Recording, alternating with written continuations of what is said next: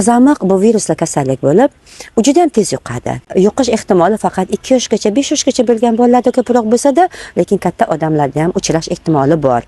Qizamiq kasalligi boshqariladigan yuqumli kasalliklar toifasiga kiradi. Ya'ni emlansa, bizni bolalar kasal bo'lmasligi mumkin.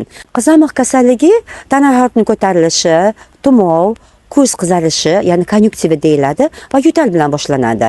3 kun, 7 kungacha davom etadi bu belgilar va 7-kunga kelib bolada toshmalar paydo bo'la boshlaydi. Qizil, dog'li toshmalar, papulali toshmachalar. Toshmalar chiqishi bilan boladagi tana harorati tusha boshlaydi. 1-2, 3, 4-kundan keyin yana qaytadan bolada tana harorati ko'tarilishi kuzatilib, bolaning ahvolida asoratlar paydo bo'la boshlaydi. Asoratlar bu pnevmoniya va ensefalit bo'lishi mumkin. Qizamiq ayniqsa 5 yoshgacha bo'lgan bolalarda ko'proq uchraydi-da va eng og'ir kechishi 1 yoshgacha bo'lgan bolalarda ko'proq bo'ladi.